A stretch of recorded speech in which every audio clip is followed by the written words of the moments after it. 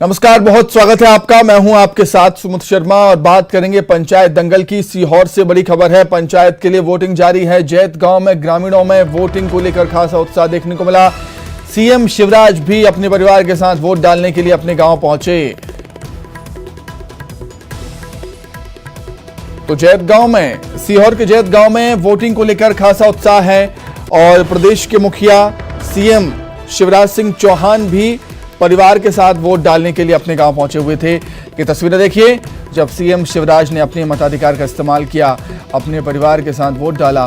उनकी धर्मपत्नी साधना सिंह, बेटे कार्तिकेय भी उनके साथ यहां पर मौजूद थे और सीएम को अपने बीच पाकर ग्रामीण काफ़ी उत्साहित भी वहां पर नजर आए। और सीएम शिवराज ने भी कहा कि वो जब गाँव आते हैं काफ़ी उनको अच्छा लगता है, काफ़ी पसंद है उनको गाँव आना। वो गाँव के बेटे हैं, किसान के बेटे हैं और निश्चित तौर पर कहीं ना कहीं एक बड़ा संदेश भी है सीएम शिवराज की तरफ से कि वो एक पंचायत चुनाव में वोट डालने के लिए पहुंचे हैं, अपने गांव पहुंचे हैं, परिवार के साथ वोट डाला है और संदेश देने की कोशिश है कि जब एक प्रदेश का मुखिया, जब एक प्रदेश का सीएम वोट डालने के लिए अपने गांव जा सकता है तो हम क्यों नहीं, हमें भी अपने मताधिकार का इस्तेमाल करना चाहिए। और एक वोट की अहमियत कितनी होती है ये बताया है सीएम शिवराज ने। वोट डालने के बाद सीएम शिवराज ने क्या कुछ कहा वो सुनिए। लोकतंत्र के प्राण है, लोकतंत्र का प्राण है मतदान। लोकतंत्र की आत्मा है मतदान। हम मत के माध्यम से ही अपनी सरकारें चुनते हैं। अभी ग्राम सरकार के चुनाव हो रहे हैं। मुझे प्रसन्नता है कि मेरे गांव जैत में भी मेरी अपील मानते हुए जनता जनार्दन ने अपने सरपंच और सारे पंचों को निर्विरोध चुना है। समरस पंचायत है ये। जनपद सदस्य का चुनाव भी निर्विरोध हुआ है। केवल जिला पंचायत के सदस्य के लिए वोट डाले जा रहे हैं और इसलिए मैं परिवार के साथ, अपनी धर्मपत्नी और दोनों बेटे, हम चारों अपने मतदान का उपयोग करने, अपने गांव में अपने मत का उपयोग करने आए हैं। मैं सभी प्रदेशवासियों से अपील करता हूं कि निर्वाचित सरकारें प्रदेश, देश, नगर और गांव चलाती है, इसलिए हर एक को अपने मतदान का प्रयोग अवश्य करना चाहिए। सब मतदान करें क्योंकि इसी के माध्यम से चुने हुए लोग हमारी आकांक्षाओं की पूर्ति करेंगे। आईआईटी भोपाल में हनुमान चालीसा पढ़ने पर जुर्माना लगाने के मामले में गृह मंत्री अमित शाह ने कहा है कि छात्र हनुमान चालीसा हिंदुस्तान में नहीं पढ़ेंगे तो कहां पढ़ेंगे। छात्रों पर जुर्माना नहीं लगेगा, छात्रों को समझाइश दी जा सकती है। साथ ही उन्होंने कलेक्टर को भी जांच के आदेश दिए।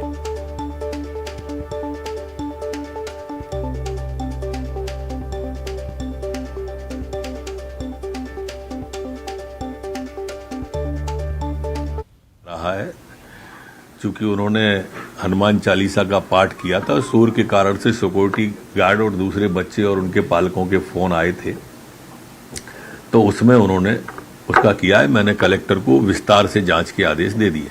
सीहोर का बिट्स कॉलेज पहले बुल्ली भाई ऐप को लेकर यहाँ के छात्रों का डिस्प्यूट पूरे भारत में गया और एक बार फिर ये कॉलेज इस समय चर्चा का विषय बना हुआ है क्योंकि इस कॉलेज के जो प्रबंधन है उस पर आरोप लगाया कि उन्होंने 7 वार्डन में रहने वाले जो स्टूडेंट्स हैं उन पर सामूहिक हनुमान चालीसा पढ़ने पर 5-5 हजार रुपये का जुर्माना लगाया है। और जैसे ही ये खबर मार्केट में आई है वैसे ही इस प्रबंधन जो है वो बैकफुट पे और वो उनका कहना है कि इस पूरे मामले को लेकर अभी वो कुछ भी मीडिया के सामने कहने को तैयार नहीं है।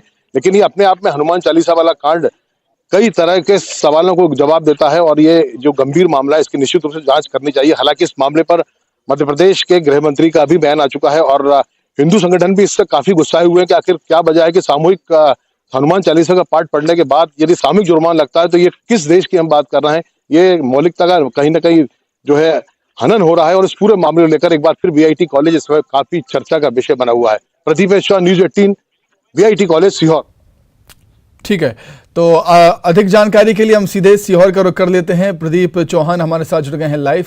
प्रदीप, गृह मंत्री अमित शाह के आदेश के बाद जुर्माना छात्रों पर नहीं लगेगा, ये तो एक ठीक बात है, लेकिन एक और महत्वपूर्ण बात अमित शाह ने कही कि हनुमान चालीसा अगर हिंदुस्तान में नहीं पढ़ा जाएगा तो कहां पढ़ा जाएगा।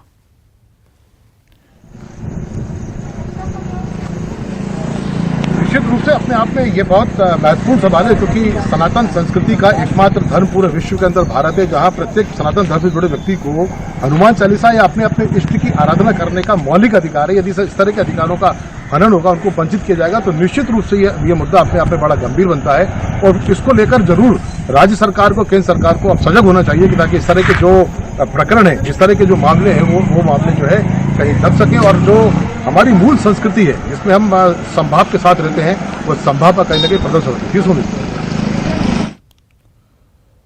और बिल्कुल कहीं ना कहीं पिछला क्या मामला था प्रदीप, मैं ये भी आपसे जानना चाहूंगा कि आखिर ये मसला क्या था, किस तरीके से हनुमान चालीसा का पाठ हुआ और किसकी शिकायत पर यह मामला उजागर वहां पर हो पाया? प्रदीप, देखिए, प्रबंधन तो पूरी तरह से इस पूरे मामले पर बैकफुट पर प्रबंधन कुछ भी कहने से परहेज कर रहा है, लेकिन यहाँ के जो अभिभावक हैं, यहाँ के जो छात्र हैं, उन्होंने बिना नाम की शर्त, क्योंकि उनका कहना है कि प्रबंधन का इतना जबरदस्त दबाव हमारे ऊपर है, हम लोग बहुत दूर दूर से पूरे भारतवर्ष के लोग यहाँ पर पढ़ने आते हैं, तो उनका कहना है कि यहाँ बहुत सारी मिसमैनेजमेंट है और उसी मिसमैनेजमेंट के तहत ये मामला हुआ है कि जब कुछ छात्रों ने यहाँ पर सामूहिक रूप से दिया जलाकर हनुमान चालीसा का पाठ करने का प्रयास किया, तब प्रबंधन से कुछ लोगों ने शिकायत करी। इसके बाद जब उन पर कार्रवाई, तो उनसे कहा गया कि आप अपने अभिभावकों से बोलिए कि वो हमसे बात करें और हम इस मामले पर जुर्माना लगाएंगे। हालांकि इस पूरे मामले पर जो यहाँ के जो डिपार्टमेंट के मिस्टर अमित कुमार है, उसके माध्यम से हमने बात करी है, वो साफ तौर पर इसको नकार रहा है, लेकिन जो छात्र हैं, जो बिना नाम की शर्त पर इस पूरे मामले को खुल के बता रहा है, और उनका कहना है कि यहाँ केवल हनुमान चालीसा नहीं, बहुत सारे ऐसे मामले हैं जो कहीं ना कहीं जैसे छात्र और अभिभावक काफी परेशान है। जी सुनिए। ठीक है प्रदीप, बहुत धन्यवाद आपके जुड़ने के लिए, तमाम बातचीत के लिए आपका बहुत शुक्रिया। आगे बढ़ेंगे। गृह मंत्री अमित शाह ने कमलनाथ की चुनौती पर निशाना साधते हुए कहा कि धमकियां देकर आतंक मत फैलाइए, अपने सरकार के लिए किए गए काम के आधार पर वोट मांगिए। और उन्होंने कहा कि कमलनाथ अपने 15 महीने के कार्यकाल में ऐसी व्यवस्था कर गए कि अगले 15 साल तक वो सत्ता में आने वाले नहीं हैं। वहीं उन्होंने कहा कि कांग्रेस काली के मामले में नहीं बोलेगी, क्योंकि उनका इंटरेस्ट का सब्जेक्ट सांप्रदायिक है और इसलिए आज दिग्विजय सिंह ने मुसलमान मामले में ट्वीट किया है, काली मामले में नहीं। वहीं उन्होंने विधानसभा सत्र आगे बढ़ाने को लेकर कहा कि नेता प्रतिपक्ष से इस संबंध में चर्चा की है, विधानसभा सत्र आगे बढ़ाने को लेकर राज्यपाल को पत्र लिखा जाएगा।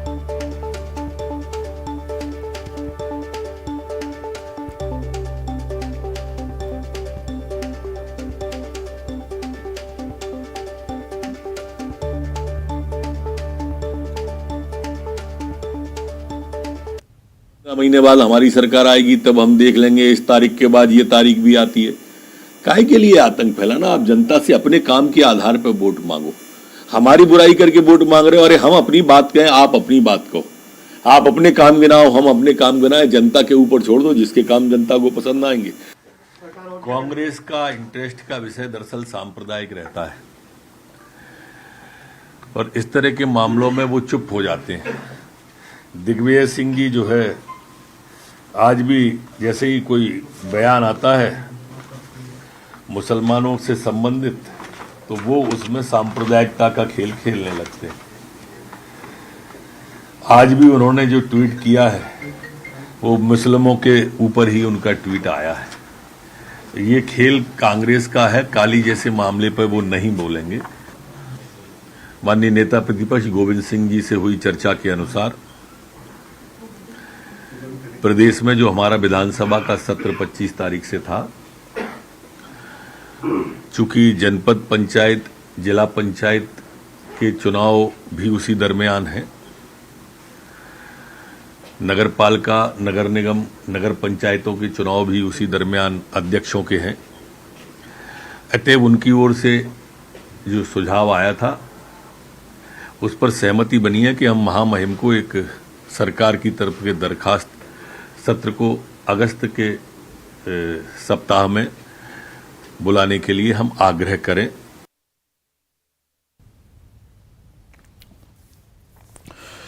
तो नरोत्तम मिश्रा ने कई मसलों को लेकर कांग्रेस को यहां पर घेरा है और विधानसभा सत्र आगे बढ़ाने को लेकर भी बात रखी है।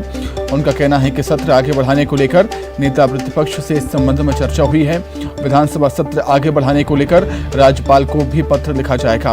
वहीं कमलनाथ को भी घेरा, कमलनाथ की चुनौती पर निशाना साधते हुए कहा कि धमकियां देकर आतंक मत फैलाइए, अपनी सरकार के में किए गए काम के आधार पर वोट मांगिए। उन्होंने आगे कहा कि कमलनाथ अपने 15 महीने के कार्यकाल में ऐसी व्यवस्था कर गए हैं कि अगले 15 साल तक वो सत्ता में आने वाले नहीं हैं। वहीं उन्होंने कहा कि कांग्रेसी काली के मामले में नहीं बोलेंगे क्योंकि उनका इंटरेस्ट का सब्जेक्ट सांप्रदायिक है। इसलिए आज पूर्व सीएम दिग्विजय सिंह ने मुसलमान के मामले में ट्वीट किया, काली मामले में नहीं। एक बार फिर हमलावर हुए हैं गृहमंत्री डॉक्टर नरोत्तम मिश्रा कांग्रेस पर कमलनाथ पर।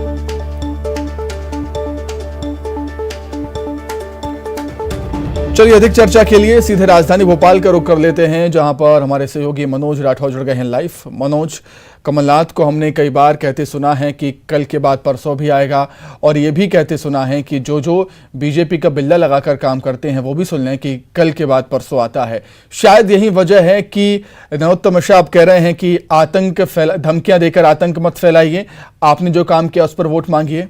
मनोज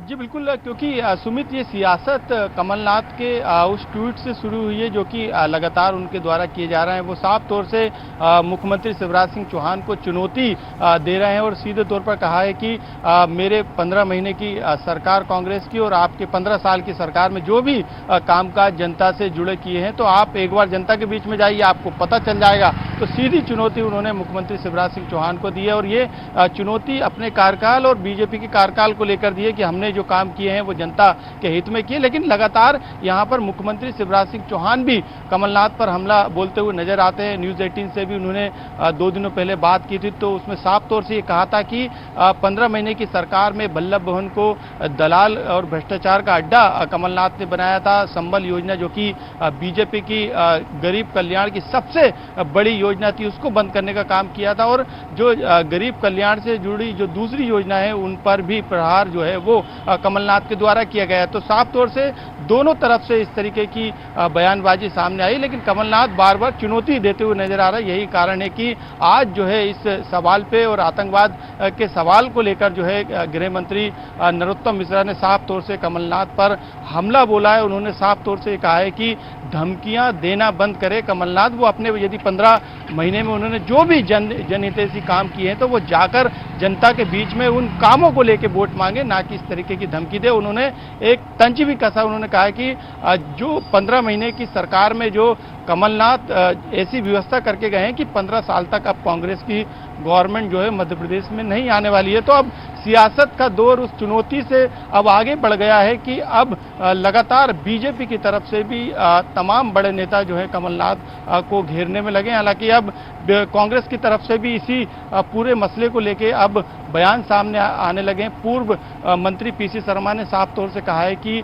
हमारी सरकार ने जो कामकाज किए हैं वो बीजेपी की गवर्नमेंट में नहीं हो रहा है। यही कारण है कि तमाम बड़े दिग्गज नेताओं को, चाहे वो मुख्यमंत्री हों या बड़े नेता हों, उनको अब जाकर जनता के बीच में अब उनको काम गिनाना पड़ रहा है। और यही कारण है कि अब जनता इस बार जो है 16 महीने के बाद कांग्रेस की सरकार फिर से शहर सरकार जो है बनाने वाली, इस तरीके के दावा अब कांग्रेस के द्वारा किए जा रहे हैं। लेकिन अब सियासत इस पर तेज है, लगातार पलटवार जो है इस समय जारी है। बिल्कुल, अपने अपने कामों को लेकर एक दूसरे पर हमले सियासी दल करते हुए नजर आते हैं। बहुत धन्यवाद मनोज आपका जुड़ने के लिए और तमाम चर्चा के लिए। आगे बढ़ेंगे, बात करेंगे पंचायत के दंगल की। त्रिस्तरीय पंचायत चुनाव के लिए वोटिंग लगातार जारी है और वोटिंग फीसदी की बात करें, वोटिंग प्रतिशत की बात करें तो प्रदेश में सुबह 11 बजे तक का वोटिंग फीसदी है 40, मतलब 40% तक मतदान हुआ है। 11 बजे के ये आंकड़े हम आपको बता रहे हैं। त्रिस्तरीय पंचायत चुनाव में जो लोग हैं काफी बढ़ चढ़कर घरों से बाहर निकल रहे हैं, वोटिंग करने के लिए पहुंच रहे हैं। काफी उत्साह लोगों में नजर आता है। और देखिए अब 11 बजे तक का वोट प्रतिशत है 40% तक मतदान 11 बजे तक का हुआ है। ये 11 बजे तक के आंकड़े।